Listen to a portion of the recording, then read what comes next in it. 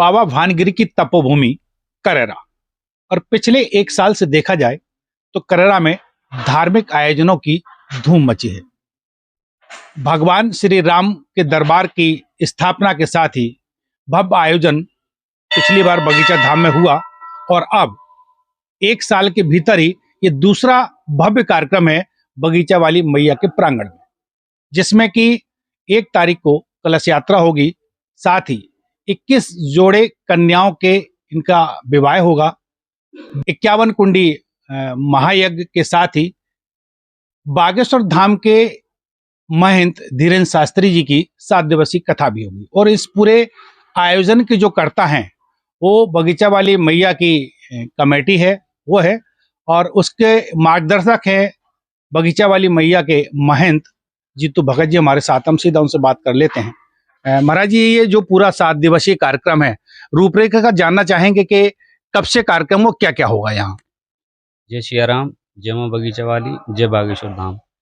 1 दिसंबर को कलश यात्रा होगी, 2 दिसंबर को कथा प्रारंभ होगी। कथा का समय 2:30 बजे से है हरि इच्छा तक। 5 दिसंबर को पूज्य महाराज जी का दिव्य दरबार रहेगा। 6 दिसंबर को 21 कन्याओं के विवाह रहेंगे। 8 तारीख को कथा विराम होगी। 9 तारीख को पूर्ण आहुति और भंडारा होगा। इसी में 1 लाख वृक्षारोपण का हमने संकल्प लिया है। कथा में किसी भी दिन महाराज जी से आग्रह करके उनके कर कमलों द्वारा वृक्षारोपण का कार्य प्रारंभ करा दिया जाएगा। आगे हम कार्य को बढ़ाते रहेंगे, वृक्षारोपण करते रहेंगे।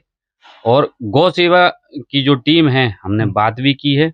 आगे जो गाय चोटिल या घायल हो जाती हैं उनके लिए करेरा में गौ सेवक टीम अच्छी सेवा करती थी। अभी कुछ समय से विराम उन्होंने दिया हुआ था। हमने उनसे फिर से बात की है, तो फिर से तैयार हैं और बोले हम आयोजन के मध्य से ही हम सेवा प्रारंभ कर देंगे। ये भी जानना चाहेंगे कि जो कलश यात्रा 1 तारीख से शुरू होगी, यहाँ 1 तारीख को कलश यात्रा होगी कार्यक्रम की, तो कितने प्रतिभागी इस कलश यात्रा में शामिल होने की उम्मीद है और कलश यात्रा उठेगी कहाँ से? कलश यात्रा मंडी प्रांगण, गल्ला मंडी प्रांगण से सभी जो भी गणमान्य, जो भी वरिष्ठ जन है, सभी ने अपना सुझाव रखा और वो सुझाव सभी ने स्वीकार भी किया कि एक तो मैदान भी अच्छा है, भीड़ यदि ज़्यादा होती है तो व्यवस्थाएं भी नहीं बिगड़ेंगी। और 21,000 कलश की व्यवस्था की जा रही है कलश यात्रा के लिए। और सभी से, क्षेत्रवासियों से, सभी से आग्रह, सभी जिले वासियों से आग्रह किया है कि कलश यात्रा में अधिक से अधिक संख्या में आप पधारें और कलश यात्रा को दिव्य और भव्य बनाएं। कलश यात्रा के लिए शहर की बात करें तो अभी मीटिंग हुई है मंदिर प्रांगण में, महिलाओं से आग्रह भी किया गया है, घर घर महिलाएं जाएंगी। तो ये क्या प्लानिंग हो, कब से इसकी शुरुआत कर रहे हैं पीले चावल देनी कलश यात्रा के लिए? हमने आज सभी टीमें गठित कर दी हैं, बाकी की कुछ रह गई हैं जो कि आज हम अभी रात्रि में मीटिंग लेने वाले हैं। तो हम सुबह से ही पीले चावल, जो माई के आयोजन के आमंत्रण जो पीले चावल बोले जाते हैं, उनको हम कल से ही देना प्रारंभ करवाएंगे। हर वार्ड में, हर क्षेत्र में, हर गांव में कुछ महिलाओं की टीम रहेगी, कुछ पुरुषों की टीम रहेगी, जिससे कि किसी को महिलाओं को देने में संकोच ना हो। महिलाओं को चावल महिलाएं देंगी, पुरुषों को चावल पुरुष देंगे। सभी से आग्रह करेंगे और कार्यक्रम को दिव्य और भव्य बनाने की सभी से प्रार्थना करेंगे। एक चीज और के, चूंकि जब बागेश्वर जी का नाम सुनते हैं लोग और महंत जी का, धीरेन्द्र शास्त्री जी का, तो उनकी ख्याति इतनी बड़ी है कि लोग बिना उनके दर्शन के रह नहीं पाता है।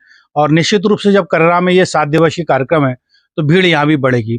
रोजाना की अगर उम्मीद करें तो 1 से और 2 लाख के बीच पब्लिक यहाँ आएगी। पब्लिक को नियंत्रित करने के लिए इतनी बड़ी संख्या में प्लानिंग कुछ हुई हो अपनी? ये अभी प्रशासन इस पे लगा हुआ है। उन्होंने कल भी इस पे जायजा लिया है।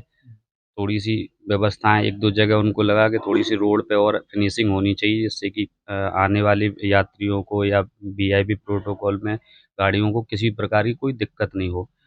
और भी फाइनल टचिंग उन्होंने 27-28 तारीख का बोला है कि एक बार और जायजा लिया जाएगा, जिससे कि हम हरी झंडी दिखा सकें। जी जी। बड़ा यज्ञ भी है यहाँ, 51 कुंडी यज्ञ को लेके क्या कहेंगे? 51 कुंडी श्री सीताराम महायज्ञ है।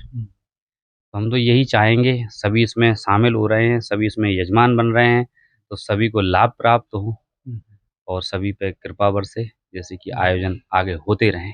जी जी। विवाह को भी यज्ञ का रूप दिया जाता है और आपका जो कार्यक्रम है 7 दिवसीय, वो उसमें 21 कन्याओं का विवाह भी है, तो कन्याओं का चयन किस तरह से किया है? जो फार्म आए हैं, हमने उन फार्मों पे प्रत्येक जितने भी फार्म आए सभी के घर हम गए हैं। हमारी जो टीम हमने गठित की थी, 3 टीमें हमने गठित की थी।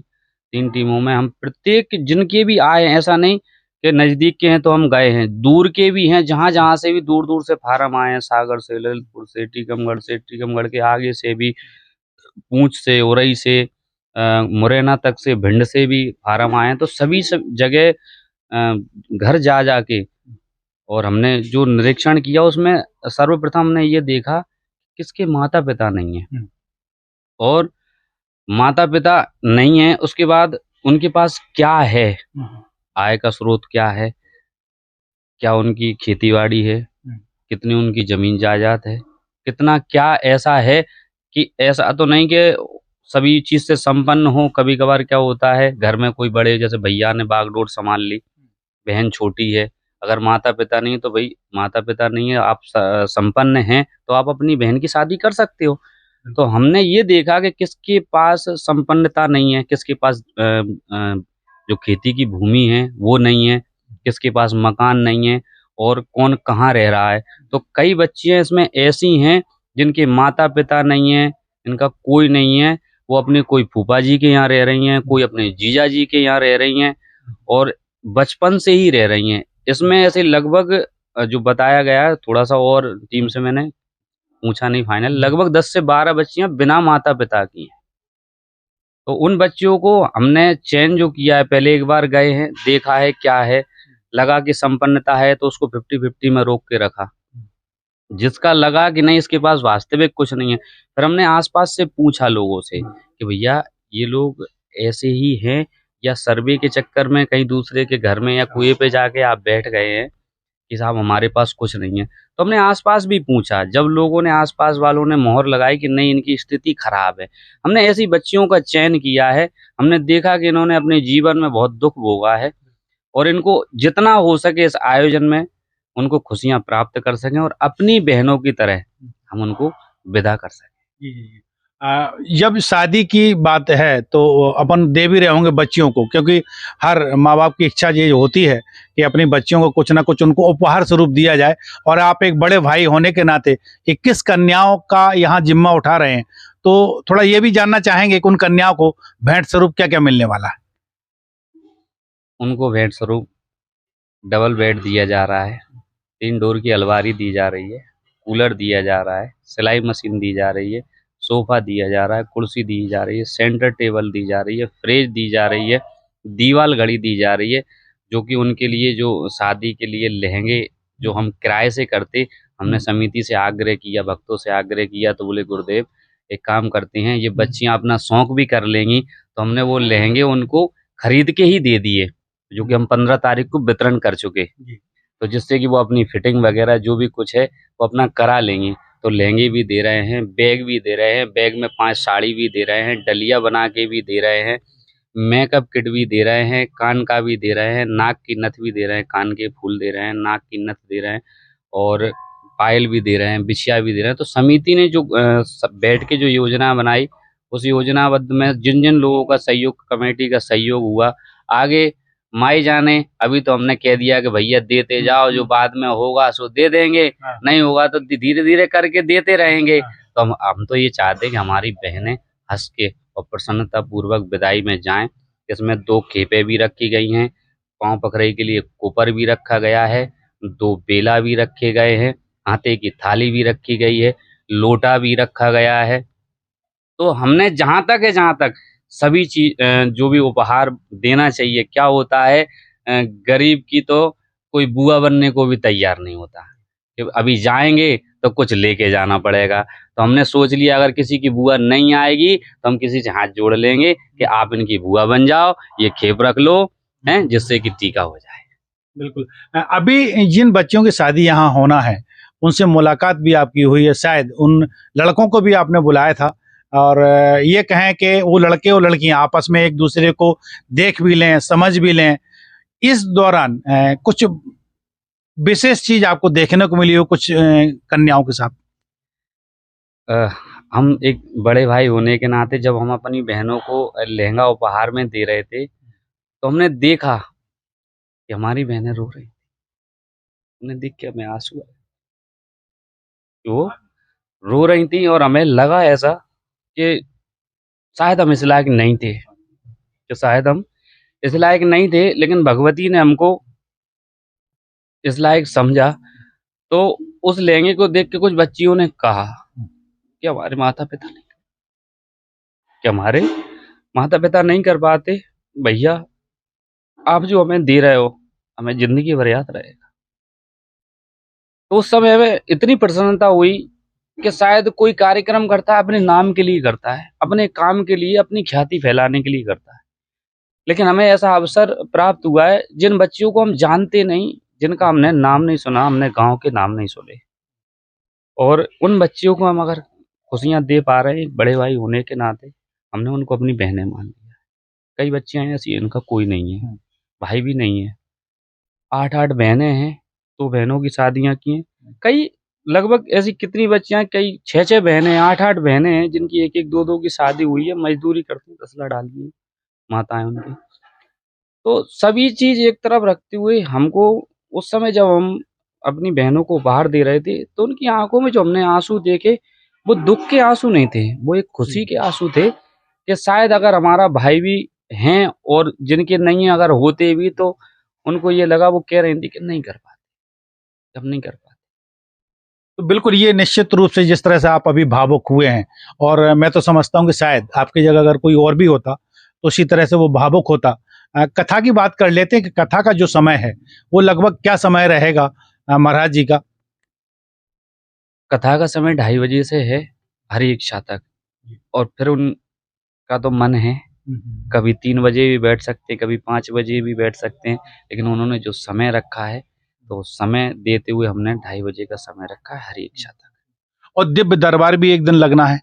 दिव्य दरबार का समय है 11 बजे से 2 बजे तक का, 5 दिसंबर का। ये जब आपका पूरा कार्यक्रम चला है तो बीच में एक दो दौर ऐसे भी आए हैं कि कुछ विरोध के सुर उठे हैं, चाहे वो पेड़ों को काटने वाली बात हो, लेकिन जब आपको देखा गया तो आपने इस पे किसी तरह की कोई प्रतिक्रिया नहीं दी। हालांकि आपका जो टारगेट है 1 लाख वृक्ष लगाने का, तो कहीं ना कहीं उसकी पूर्ति भी होती है। लोगों को कुछ संदेश देना चाहेंगे? हम सभी से हाथ जोड़ के प्रार्थना करेंगे कि वृक्ष हमने नहीं काटे हैं, हमने वृक्ष नहीं काटे, ना हमारी समिति ने काटे हैं और ना हम काटेंगे। और जो हमने संकल्प लिया है, हम प्रकृति को कुछ देना चाहेंगे। यदि हम ही प्रकृति को नष्ट करेंगे तो फिर प्रकृति हमें कुछ देगी भी नहीं, और देगी नहीं तो ऐसे अनुष्ठान, ऐसा शुद्ध वातावरण कहाँ से आएगा। तो हम चाहते हैं कि जो भी, अब कहते हैं कि थोड़ा बहुत कुछ होता है, मान लो छोटी मोटी झाड़ियां अगर कटी हैं, तो हम तो हाथ जोड़ के यही प्रार्थना करेंगे, अगर उन झाड़ियों से किसी को आत्म ठेस पहुंचा हो, तो हम, किसी को लगता है कि हम झूठ बोल रहे हैं, तो हम यहीं रहेंगे। आप हमको कभी भी, आप भी आ सकते हैं, आपके चैनल के माध्यम से जो भी देख रहे हैं उनसे भी हम आग्रह कर रहे हैं कि हम यहाँ से कहीं जाने वाले तो है नहीं है।